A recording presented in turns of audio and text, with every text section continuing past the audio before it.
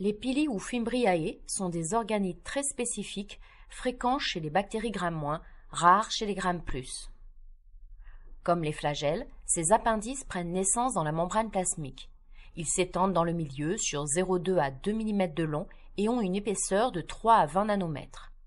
Ce sont des filaments protéiques creux qui hérissent la surface extérieure des bactéries. Ils sont constitués de monomères de protéines nommés les pilines, d'un seul ou de plusieurs types. Ces molécules sont disposées en hélice de façon à former un cylindre droit. Il existe deux catégories de pili, de morphologie et de fonction différentes.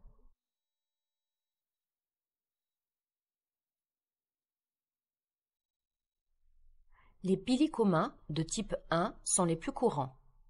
Ils sont parfois plusieurs centaines autour de la bactérie. Ils sont ténus, courts, rigides et cassants. Ils portent à leur extrémité des adhésines, petites protéines capables de se fixer spécifiquement à des récepteurs présents à la surface de certaines cellules eucaryotes. Certains se fixent sur les hématies, provoquant leur agglutination. D'autres sur la paroi de l'intestin ou du système urinaire. Par exemple, cela permet à E. coli de coloniser en permanence l'intestin ou d'envahir les voies urinaires, deux appareils excrétoires dont les écoulements éliminent les bactéries non solidement fixées. Ce processus est un avantage sélectif dans de nombreux milieux naturels et est essentiel à certains mécanismes infectieux.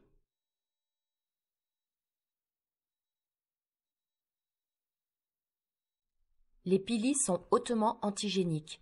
Ils déclenchent la production d'anticorps spécifiques qui, en se complexant à ces pili, empêchent leur attachement sur la cellule hôte. Les pili sexuels de type 2 sont beaucoup moins nombreux, seulement de 1 à 4. Ils sont aussi plus longs et plus épais, et codés par des plasmides. Ils jouent un rôle essentiel dans la conjugaison bactérienne, reproduction sexuée entre une bactérie mâle pourvue de pili sexuels et une bactérie femelle. Précisément, ils forment l'attachement initial entre les deux partenaires. Certains bactériophages se fixent sur l'extrémité renflée de ces pili et injectent leur matériel génétique par le canal du pili. Voyons comment interviennent ces pili sexuels dans la conjugaison bactérienne. La conjugaison bactérienne est un mode de transfert horizontal de gènes, c'est-à-dire un processus au cours duquel un organisme acquiert des gènes issus d'un autre organisme, sans en être le descendant. Chez les bactéries, ce processus permet en particulier la propagation de gènes de résistance aux antibiotiques, ainsi que la propagation de gènes de virulence impliqués dans le pouvoir pathogène. La bactérie mâle ou donatrice, F+, possède au moins un plasmide conjugatif, appelé encore le plasmide F ou facteur de fertilité. Ce plasmide F est un ADN circulaire bicaténaire de grande taille, d'environ 100 000 paires de bases. Il contrôle sa propre réplication, son nombre de copies, la répartition des copies dans les cellules filles, ainsi que son transfert. En particulier, il comprend un opéron TRA d'une vingtaine de gènes impliqués dans la conjugaison. Certains gènes codent pour des pilines, les protéines constitutives des pili, comme on l'a vu précédemment. D'autres gènes permettent la synthèse et le transfert de l'ADN dans la bactérie femelle ou réceptrice F-, dépourvue de plasmide F. Notons que d'autres gènes codent pour des protéines qui empêchent la conjugaison entre deux bactéries F+. Voici une bactérie F+, possédant un plasmide F dans son cytoplasme. L'expression de gènes de l'opéron TRA permet la synthèse de pili sexuels enchâssés dans son enveloppe. Ces pili subissent des cycles d'extension et de rétractation en fonction de signaux régulateurs, c'est-à-dire qu'ils peuvent s'allonger par addition de piline ou se raccourcir par perte de piline.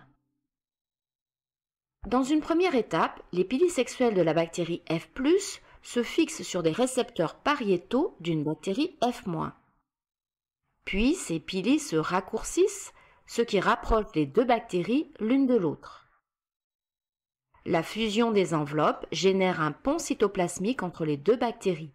Ce pont de conjugaison encore appelée jonction de conjugaison, permettra le transfert de matériel génétique de la bactérie mâle vers la bactérie femelle. Ce transfert d'ADN est lié à un phénomène réplicatif selon le mode dit du cercle roulant. En effet, le plasmide F est d'abord ouvert sur un brin au niveau du site origine de transfert, ORIT. Puis ce brin d'ADN pénètre dans la bactérie femelle où il sera simultanément répliqué. Et cette réplication a lieu également dans la bactérie mâle qui conserve donc un plasmide F. Par conséquent, la bactérie mâle demeure F+, et la bactérie F- devient F+. Cette conjugaison peut avoir lieu au sein d'une même espèce bactérienne, entre des espèces différentes, ou même entre deux règnes différents. Par exemple, la bactérie Agrobacterium tumefaciens peut transférer son plasmide par conjugaison à des levures et même à des cellules végétales.